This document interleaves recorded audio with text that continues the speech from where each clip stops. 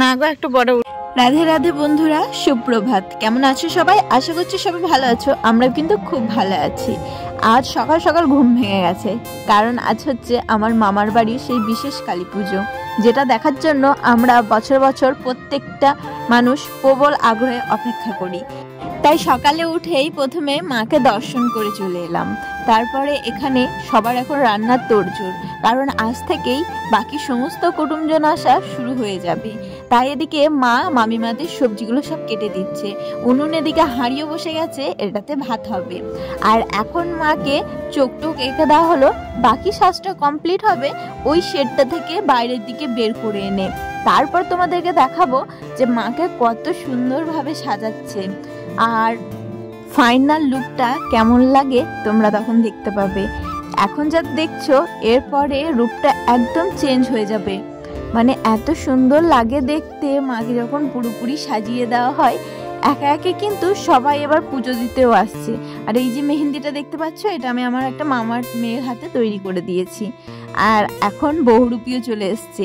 এই পুজো কদিন বহুরূপীর বেশ ভালোই আনাগোনা হবে। বাবান কিন্তু দেখে মোটেও ভয় পাই না। আর এদিকে আমার স্নান তো সকাল সকাল হয়ে গেছে, লাড্ডু সোনাকেও আমি স্নান করে খাইয়ে দিয়েছি। আর এদিকে এখন মা বাবান আর আমার ভাইকে নিয়ে স্নান করিয়ে দিচ্ছে। মায়ের এটা এখানে এলে ডিউটি হয়ে যায়, এই দুই বাচ্চাকে স্নান করানোর। এখানে মা দেখো সম্পূর্ণভাবে সজ্জিত, আর বাকি যা যা গয়না আছে সেগুলো দিয়েও সাজিয়ে দেওয়া হচ্ছে। ওই যে ছেলেটাকে দেখতে পাচ্ছ, ওই কিন্তু প্রতি বছর মাকে গয়না দিয়ে সাজায়, আর যখন বিসর্জনের সময় হয় তখন ওই গয়নাগুলো সমস্তটা ঠিক করে খুলে রাখে। আর একটা গয়না কিন্তু এদিক থেকে ওদিক হওয়ার জন্যই, তাহলেই কিন্তু মা ভর দিয়ে স্বপ্নাদেশ দিয়ে জানিয়ে দেবে তার গয়না কোথায় আছে।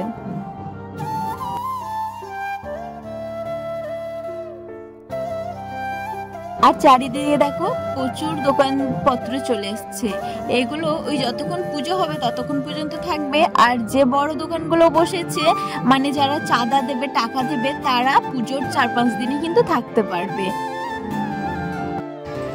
এখন আমরা রেডি হয়ে চলে এসেছি ঠাকুরতলায়। স্নান টান হয়ে গেছে সকাল সকাল। আর এখানে মাকে এখন সাজানো হচ্ছে, তোমরা দেখতেই পাচ্ছ। তো পুরোপুরি লুক কমপ্লিট হয়ে যাওয়ার পর এই বেদিতে তোলা হবে, তখন সেটা তোমাদের সাথে শেয়ার করব। আর প্রথমে দেখেছো মাকে কেমন লাগছিল সাজানোর আগে, আর এখন কেমনভাবে রূপটা চেঞ্জ হয়ে যাচ্ছে। আর পুজোটা যতটা পারবো তোমাদের সাথে শেয়ার করব। আস্তে আস্তে চারিদিকটা এখন ফাঁকাই রয়েছে, কিন্তু আস্তে আস্তে দেখবে এটা সবটাই লোকজনে ভর্তি হয়ে যাবে। তো সবাই আস্তে আস্তে চলে আসবে। আর পুজোর সময় এতটাই ভিড় হয় যে আমাদের কাছে বাড়ি হওয়া সত্ত্বেও কিন্তু আমরা ঠাকুরের কাছে গিয়ে ছবি তুলতে পারি না খুব একটা। পুজো শেষ হয়ে যাওয়ার পর তারপর মায়ের কাছে গিয়ে ছবি ভিডিও এসব করি। তো চলো দেখতে থাকো, আশা করছি তোমাদের ভালো লাগবে। আর এই সাইডে দেখো চাঁদমালার দোকানগুলো বসেছে। প্রতি বছর ওখানে কিন্তু চাঁদমালার দোকানগুলো বসে, আর ওখান থেকে যাদের মানত থাকে তারা চাঁদমালা নিয়ে এই গাছটাই টাঙিয়ে দেয়। আর যাদের আরো বড় বড় মানত থাকে মাকে কিছু দেওয়ার, সেটা মাকে দিয়ে দেয়। মাকে এখন সবাই মিলে ধরে বেদিতে তুলছে। মায়ের গলায় একটা খুব সুন্দর মানে কাপড়ের জবা ফুলের মালা দেওয়া আছে, সেটা কিন্তু আমার মেজো মামিমা দিয়েছে। দেখতে কি সুন্দর লাগছিল মালাটা, পরানোর পর কিন্তু আরো সুন্দর লাগছে।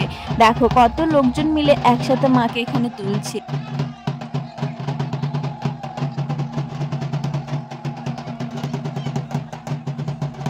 বাকি যে হাতি ঘোড়া ঠাকুরগুলো থাকিয়ে তাদেরকে নদীতে স্নান করাতে নিয়ে গেছিল। এখন এবার তাদের আসার সময় হয়েছে, দেখে নাও তারা কিভাবে আসছে।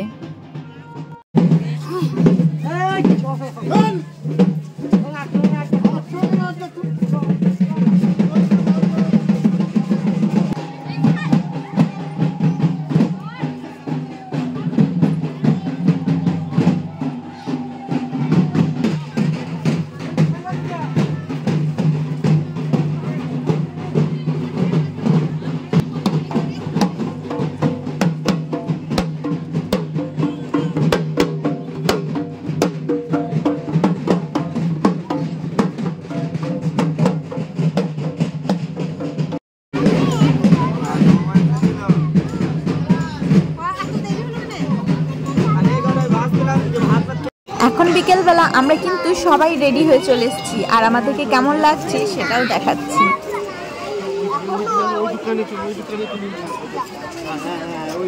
বাবা টাকা টাকা রে বাবু।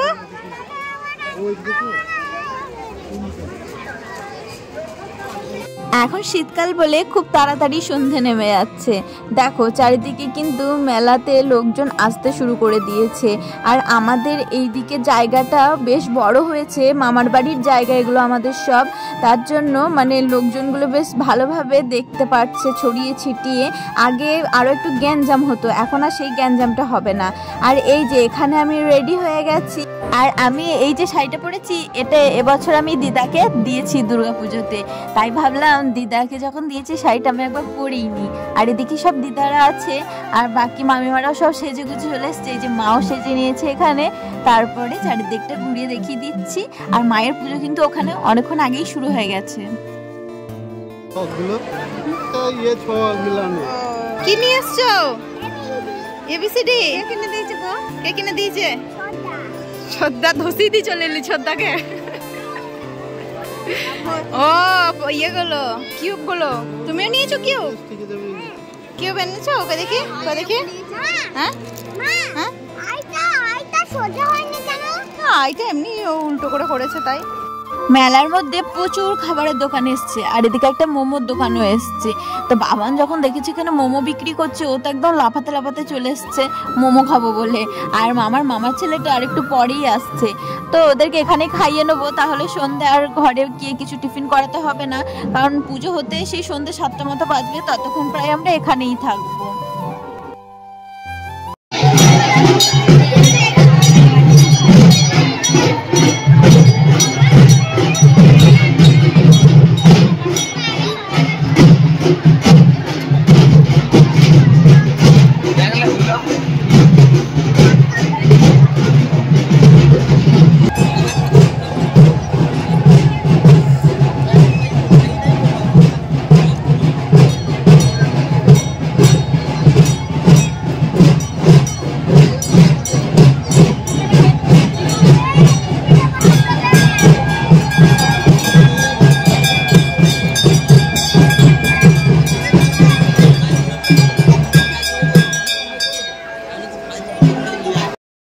পুরোপুরি পুজো শেষ করতে পারিনি, পা অনেক ধরে গেছিল দাঁড়িয়ে দাঁড়িয়ে, তাই চলে এসেছি ঘরে। আর এদিকে ছোট মামিমা এখন প্রসাদ নিয়ে আমাদের সবাইকে দিতে চলে এসছে। মনের মতো ওকে না ওকে একটু বুঝিয়ে বলো না, ঠিক বুঝতে পারবে। এই হচ্ছে বাড়ির বড় বউ, অসুবিধা হইছো তোমার? না আমি কিন্তু রাগ করবো, তুই তো কষ্ট পাবে এমন কথা এমন ব্যবহার তুমি মোটেই করবে না। ভুল করছো। ও যদি আমার নিজের মায়ের পেলে ভুল হতো আমি ওর ভুল ধরিয়ে দিতাম না। আমি যদি ওর ভুল না ধরিয়ে দিই তাহলে পাড়া প্রতিবেশী আত্মীয় স্বজনের কাছে অসম্মানিত হবে। সেটা কি ওর ভালো লাগবে? না বড় দাদা হয়ে আমার সম্মান বাড়বে? শোনো কবিতা শোনো, এইরকম বড় দাদা কজন মানুষের কপালে ছোটে। শোনো বৌমা, বাপের বাড়ি থেকে এসেছো শ্বশুর বাড়িতে, তুমি আমার ভাইয়ের বউ, আমার কিন্তু মা, সবাই মিলে বৌমা, সেই মায়ের অসম্মান আমি হতে দেব না। দেখো আমি তোমাদের বড় দাদা হলো, আমি কিন্তু বাবার মতো, সেই গার্জেন হয়ে আমি বলছি 10-এর লাঠি 1-এর বোঝা। একান্নবর্তী পরিবারের মজাটাই কিন্তু আলাদা। আমরা যদি সকলে মিলেমিশে থাকি তাহলে বাইরের শত্রু একটা ঘন্টার আঁচড় পর্যন্ত দিতে পারবে না। কিন্তু সন্ধ্যা হয়ে গেল, বিউটি পার্লার থেকে বাকি তো আমরা বাড়ি পেলো না, তোমরা একটু খোঁজ নিয়ে দেখো না। ঠিক আছে চলে আসবে, আমি রাজুকে পাঠিয়ে চেক করে নিয়ে চলে আসবো। তবে একবার ফোন করে দেখ না বাবা। ফোন করতে বাবা করছি।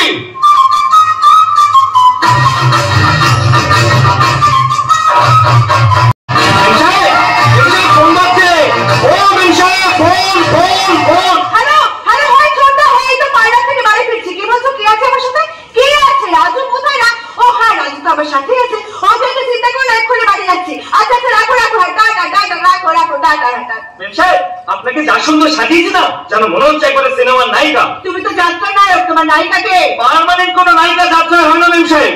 যখন যে আসে আমাকে তখনই তার সাথে নায়ক সাজতে হয়। রাজু তুমি কোনো পার্মানেন্ট নায়িকা চাইছো নাকি?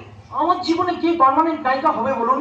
কি আছে আমার? কি নিয়ে তোমার মধ্যে? তুমি হ্যান্ডসাম, কি সুন্দর সুন্দর গান দাও, সবার সাথে কি সুন্দর ব্যবহার করো। জানো রাজু, তোমার ব্যবহারে কিন্তু আমরা সবাই খুব খুশি। শুনে খুব আনন্দ পেলাম মেম সাহেব। তবে এবার তাড়াতাড়ি বাড়ি চলুন, সবাই যে চিন্তা করছি। তুমি চিন্তা করছো কেন? বাড়িতে সবাই জানে আমি তোমার সাথে আছি। জানো রাজু, তুমি আমার সাথে থাকলে আমি একটু ভয় পাই না। আচ্ছা মেম সাহেব, মাঝে মাঝে আপনি আমাকে কাছে ডাকেন, মজার মজার কথা বলেন, আমার সাথে কথা বলতে আপনার বুঝি খুব ভালো লাগে? হ্যাঁ রাজু বাবু, কিন্তু তুমি তো অন্ধ, চোখে তো দেখতে সুন্দর আমি আপনাকে দেখতে পাচ্ছি। দেখছো বলো তো?